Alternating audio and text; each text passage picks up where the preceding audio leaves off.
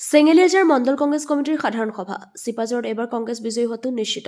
দৰঙৰ চিপাঝাৰ ব্লক কংগ্ৰেছ কমিটিৰ অন্তৰ্গত চেঙেলীয়াজাৰ মণ্ডল কংগ্ৰেছ কমিটিৰ সাধাৰণ সভা এখন মঙলবাৰে দিনৰ 2 বজাত বগাচলা সামূহিক ভৱন মণ্ডলত সভাপতি আহমদ আলীৰ সভাপতিত্বত অনুষ্ঠিত হয়। সভাত দলৰ আগন্তুক কাৰ্যসূচীৰ ৰূপায়ণ আৰু অঞ্চলটোৰ বিভিন্ন বিষয়সমূহ বিস্তৃতভাৱে আলোচনা কৰা হয়। সভাত ভাৰতীয় জাতীয় কংগ্ৰেছৰ প্ৰতি আকৃষ্ট হৈ আজিজুল হক নামৰ যুৱ সমাজ সংগঠন জনাৰ লগতে কেইগৰাকীমান লোকে কংগ্ৰেছ দলত যোগদান কৰে।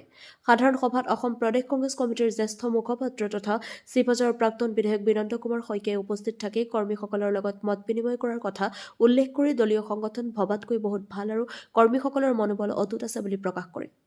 নিজৰ বক্তব্যত কয় যে আমি ভাবিছিলো ভাৰতীয় জনতা পাৰ্টিৰ শাসনকালত কৰ্মীসকল বহি আছে, ওলাই আহিবলৈ সংকোচ কৰিছে, কিন্তু দেখিলো চৰকাৰখনৰ শোষণ অপশাসনৰ বিৰুদ্ধে মাত মাতিবলৈ সকলো আজি ওলাই আহিছে। কংগ্ৰেছৰ বুথবিলাক ঠিকে আছে যদিও আমি কাম কৰিব লাগিব বুলি উল্লেখ কৰি এইবাৰ চিপাঝাৰত কংগ্ৰেছৰ জয় নিশ্চিত বুলি দাবী কৰে। প্ৰদেশ কংগ্ৰেছৰ প্ৰাক্তন সভাপতি ভূপেন বৰাই দলত্যাগ সম্পৰ্কত তেওঁ কয় যে তেওঁৰ কথাৰ পৰা বুজিব পাৰি এইবিলাক তেওঁৰ আগৰ সিদ্ধান্ত। ৰাজেন গোহাঁই সভাপতি নাছিল নেকি? তেওঁ দেখোন বেলেগ দললৈ গ'ল। এইবিলাক অহা যোৱা থাকিবই বুলি উল্লেখ কৰি ভূপেন বৰা গ'লে কোনো ক্ষতি নহয় বুলিও তাৎপৰ্যপূৰ্ণ মন্তব্য আগবঢ়ায়। সভাত বিনন্দ শইকীয়াৰ লগত জিলা পৰ্যায়ৰ বিষয়ববীয়া ব্লক কংগ্ৰেছৰ সভাপতিকে ধৰি ভালে কেইগৰাকী নেতা কৰ্মী উপস্থিত আছিল। News desk AIN live.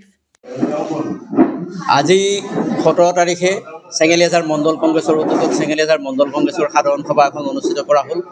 এই সভাখনত অসম প্ৰদেশ কংগ্ৰেছ কমিটিৰ জ্যেষ্ঠ মুখপাত্ৰ তথা চিপাঝাৰ সমষ্টিৰ 3বাৰৰ ভূতপূৰ্ব বিধায়ক বিনন্দ কুমাৰ শইকীয়াদেৱে উপস্থিত থাকি আমাৰ সাংগঠনিক পৰিস্থিতিৰ বুজ লয় আৰু সাংগঠনিক পৰিস্থিতিৰ ওপৰত তেখেতে মন্তব্য প্ৰকাশ কৰিছে যে সাংগঠনিক ভেটি যথেষ্ট ভাল বুলি তেখেতে মন্তব্য প্ৰকাশ কৰিছে আৰু আমি তেখেতৰ এই মন্তব্যৰ প্ৰতি তেখেতৰ এই মন্তব্যই আমাক উৎসাহিত কৰিছে। অনাগত দিনত আৰু আন্তৰিকতাৰে আমি দলৰ কামখিনি কৰিবলৈ আমি সক্ষম হ'ম আৰু তেখেতে কৈছে অনাগত সময়ত চেঙেলীয়াজাৰ মণ্ডল কংগ্ৰেছৰ পুনৰ সভাসমূহত তেখেতে অংশগ্ৰহণ কৰিব আৰু তেখেতে আমাৰ কংগ্ৰেছ দলৰ কৰিবলগীয়া যিখিনি খুঁটি নাতি আমি বাকী আছে আমি বৰ্তমান সময়ত আমাৰ কংগ্ৰেছ দলৰ যিটো সাংগঠনিক দিশ মই মণ্ডলৰ এজন সভাপতি হিচাপে মই স্বীকাৰ কৰিছোঁ যে আমাৰ সাংগঠনিক ভেটিটো যিমানখিনি মজবুত হৈ থাকিব লাগিছিল বৰ্তমান আজিৰ তাৰিখত সিমানখিনি মজবুত হৈ থকা নাই যদিও আমাৰ প্ৰতিটো বুথৰ সংগঠন আছে, মণ্ডলৰ সমিতিখন কাৰ্যক্ষম অৱস্থাত আছে আৰু আমি আশা কৰিম আমাৰ এই সংগঠনে যদি আজিৰ তাৰিখৰ পিছৰ পৰা তেখেতৰ বক্তব্যত আগ্ৰহী হৈ কাম কৰিবলৈ আগবাঢ়ে তেনেহ'লে আমি চেঙেলীয়াজাৰ মণ্ডল কংগ্ৰেছৰ তৰফৰ পৰা অনাগত আগন্তুক 26ৰ বিধানসভা নিৰ্বাচনত আমি বিগত বৰ্ষসমূহৰ ধাৰা অক্ষুণ্ণ ৰাখিবলৈ সক্ষম হ'ম। তাৰে আমি আজি উমান পাইছোঁ। যা নহওক আমি আপোনালোকক চেনেলক আমাৰ এই অনুষ্ঠানটোলৈ আহি আমাৰ সাধাৰণ সভাৰ যিটো কৌস্তৱ বা সাধাৰণ সভাৰ যিটো বাতৰি আপুনি সংগ্ৰহ কৰিলে তাৰ বাবে আমি আমাৰ তৰফৰ পৰা আন্তৰিক ধন্যবাদ আৰু কৃতজ্ঞতা জনাইছোঁ। মই আপোনালোকক বহুত একো ক'ব নিবিচাৰোঁ, এটা কথাই ক'ম যে আমি মানুহ হিচাপে পৃথিৱীলৈ আহিছোঁ। মানুহ হিচাপে পৃথিৱীত থাকি যিমান দিন ভগৱান আল্লাহে ৰাখে সিমান দিন মানুহ হিচাপে থাকি আকৌ এই পৃথিৱীৰ পৰা গমন কৰিম। বিজেপিলৈ গৈছিলোঁ, অহা যোৱা এটা পৰম্পৰা, অহা যোৱা চলি থাকিব।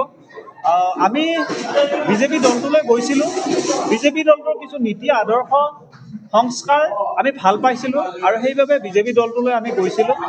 কিন্তু শেহতীয়াভাৱে দেখিলোঁ যি আজিৰ দিনটোতো মই আপোনালোকক বুকুত হাত থৈ কওঁ, প্ৰয়াত প্ৰধানমন্ত্ৰী অটল বিহাৰী বাজপেয়ীদেৱ তেখেতক আমি সেৱা জনাইছোঁ।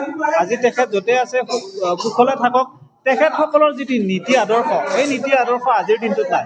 আপোনালোকে চাওক, ভাৰতীয় সভ্যতা সংস্কৃতিৰ প্ৰাচীন ধৰ্ম যি আমাৰ সনাতনী সভ্যতা সংস্কৃতিয়ে এটা কথা কয় যে সৰ্বধৰ্ম সমভাৱ। আজিৰ দিনটোত জানো তেনেকুৱা হৈ আছে? আজিৰ দিনটোত কেৱল আপুনি হিন্দু মই মুছলমান।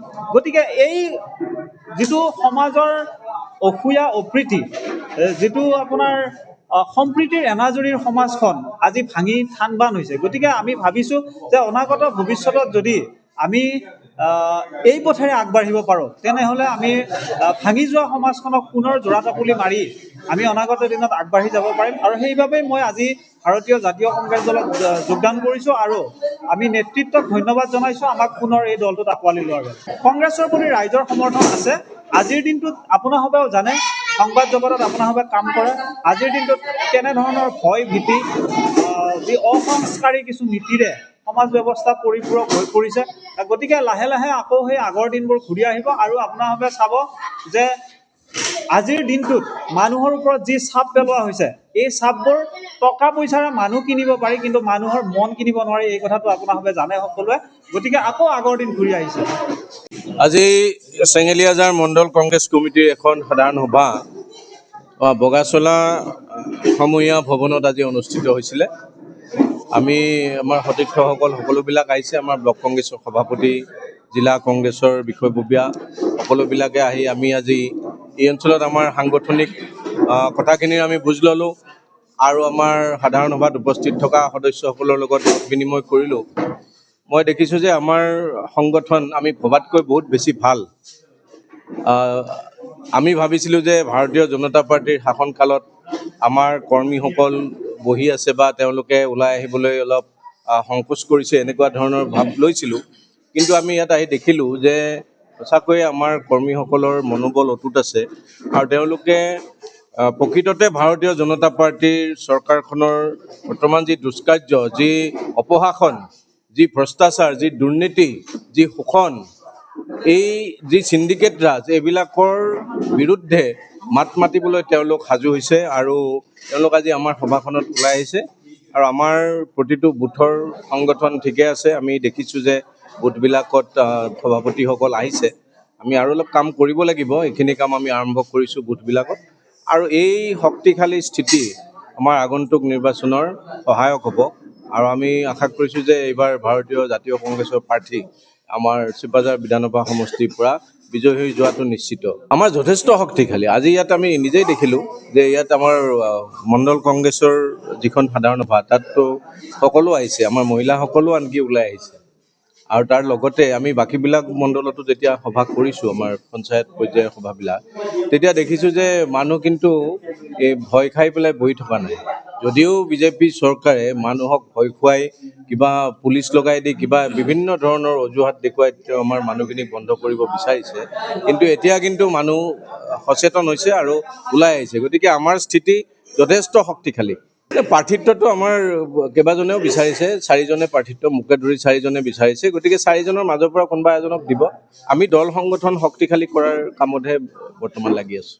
মই এইটো কথা একো বৰ ডাঙৰ কথা বুলি ভবা নাই, কাৰণ তেখেতৰ দীৰ্ঘদিনৰ বক্তব্যবিলাক যদি আমি সূক্ষ্মভাৱে চাওঁ, এনেকুৱা দেখিম যে ভূপেন বৰা ডাঙৰীয়া বহু আগতেই সিদ্ধান্ত লৈ থৈছিলে বিজেপিত যাবলৈ, তেনেকুৱা এটা অনুভৱ আমাৰ হয়। আৰু এতিয়া মাত্ৰ তেওঁ নিৰ্বাচনৰ আগতে তেওঁ এইটো মানে কাৰ্যকৰী কৰিছে, সিদ্ধান্তটো তেওঁৰ আগৰে যেন লাগে।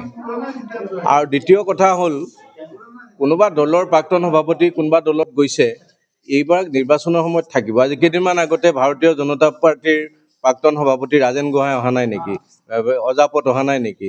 তেওঁতো 3বাৰৰ কেন্দ্ৰীয় মন্ত্ৰী আছিল, তেতিয়াতো মিডিয়াবিলাকে ইমান হুলস্থুল কৰা নাই। এতিয়া ভূপেন বৰা যাওঁতে ইমান হুলস্থুল কৰিছে, নহয় জানো? এইটো কি কথা?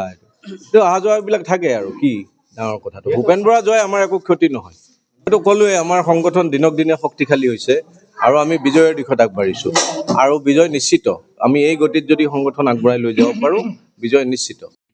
যিকোনো খবৰ আৰু বিজ্ঞাপনৰ বাবে যোগাযোগ কৰক 7896121996।